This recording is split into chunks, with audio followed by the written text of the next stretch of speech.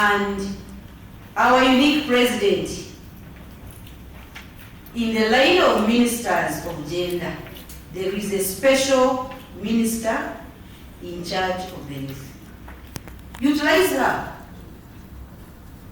Call her for meetings. She's very supportive. We need to engage her even outside this room. For continuity, for sustainability, and for rescuing the youths that are at the verge of falling out.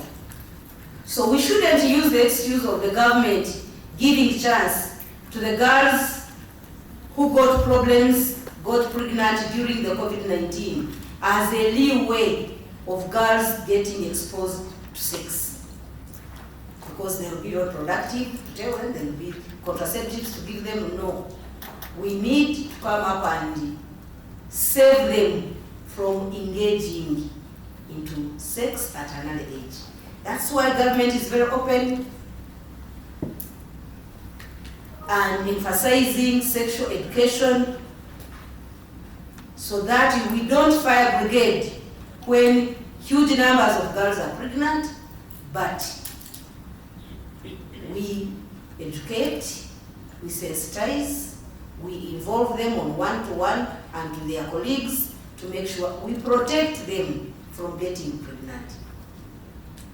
Of course, when you get pregnant and produce and you go back, you don't go back in the same image and strength and ability. You are thinking of a child that at home, some of the stubborn students are ridiculing you at school. We still have a lot ahead of us, ladies and gentlemen. We need a lot in getting radio programs and visits to schools, sensitization to parents, because some of these cases were cases of incest. Brother to sister, annoyingly father to children. It's very sad. We still have a lot ahead of us. I therefore highly applaud the decision makers at all levels that have heed to the advocacy call to improve family planning policy in this country, but the struggle continues. We also need to involve men, husbands, fathers into all this. Our advocacy will not peak to the climax if men are thinking the other way, and our focus is only on women and children. We shouldn't leave anyone behind in this endeavor. Because I have had questions when I worked as a district education officer for Kabalore. I had fathers asking me, God said we produce and feed the world. Who are you to tell us to stop? But when you go slowly and explain the impact of having a lot of children whom you can't feed, whom you can't clothe, whom you can't treat, whom you can't educate, they begin waking up slowly. So are we where we want to be? Are we at a percentage comforting us that we are all walking at the same pace?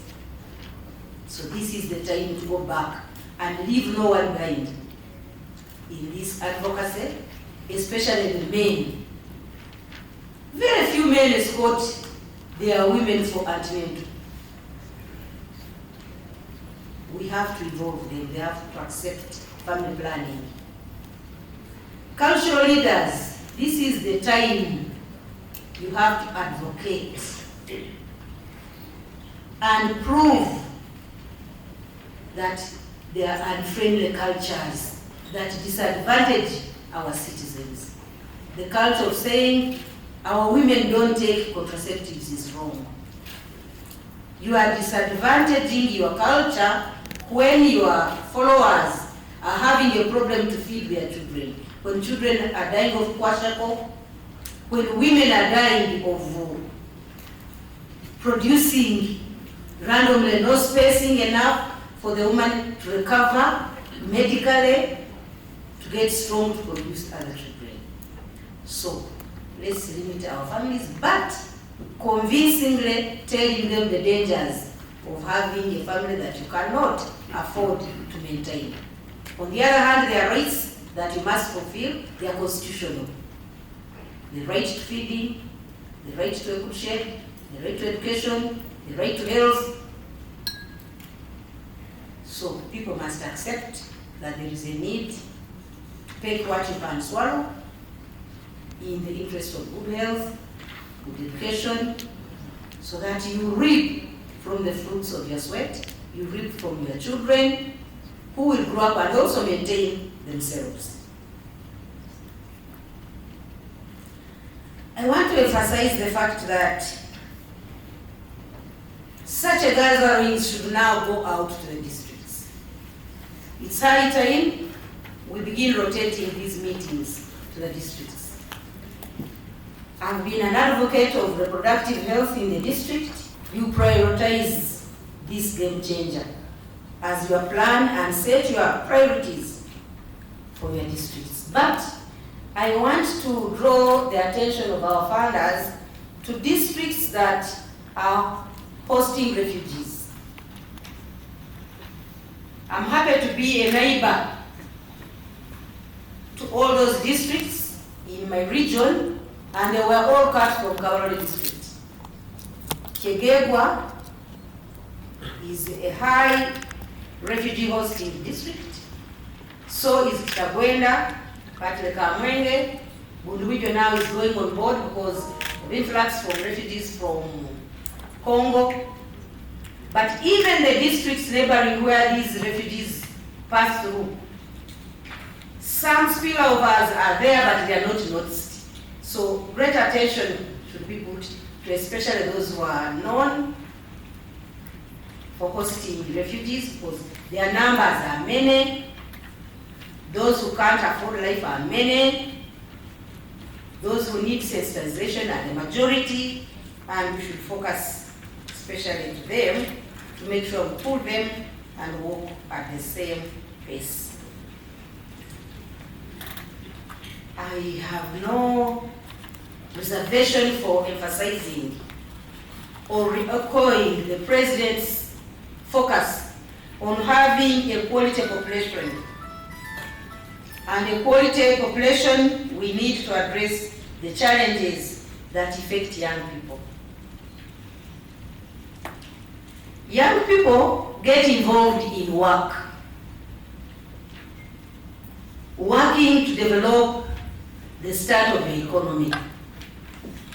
You are old enough to hold simple projects, to skill yourselves, and the country has focused a lot on skilling. So it's high time, as you advocate for family planning, you also start advocating for skilling. The time for white-collar jobs is reducing very fast, and the youth who are listening and implementing the advice are not regretting that even if I'm a graduate from Makerere, I need to get a skill, to enjoy, to produce, so that I can earn. Please aim at earn a living. After 18, we should emulate some developed nations where after 18, you become independent. You leave your father's home, you start your own life. But of course, we can't throw out, because we have to make sure we engage you, we develop you, and show you the way after we have gone the way. So go back and sell the advocacy of the youth getting skilled.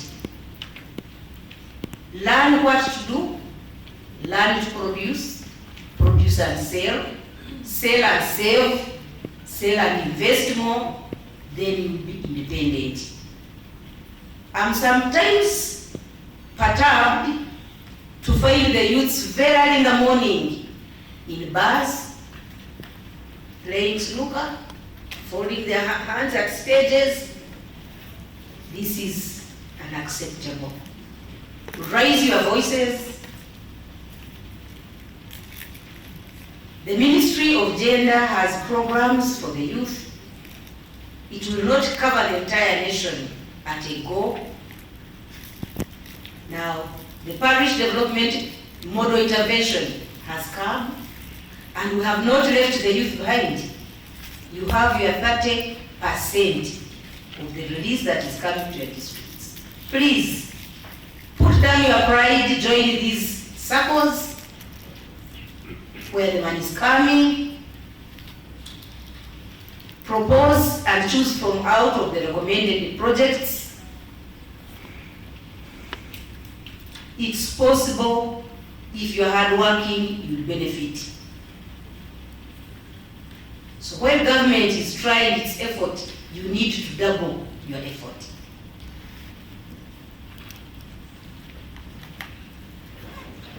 I know time is against me. I have other duties, but I should give you a lot of room. The president himself has walked the way for a long time, since 2012, while in London in a conference, committed that the government of the Republic of Uganda will be supporting family planning project by a fund of $3.3, which has increased now to 6.9. I think he has walked the way. We need to join government committedly and consistently to support the program. I'm happy that in our endeavor, the youth are not left behind. They are represented and they are doing very good work to mobilize the fellow youth.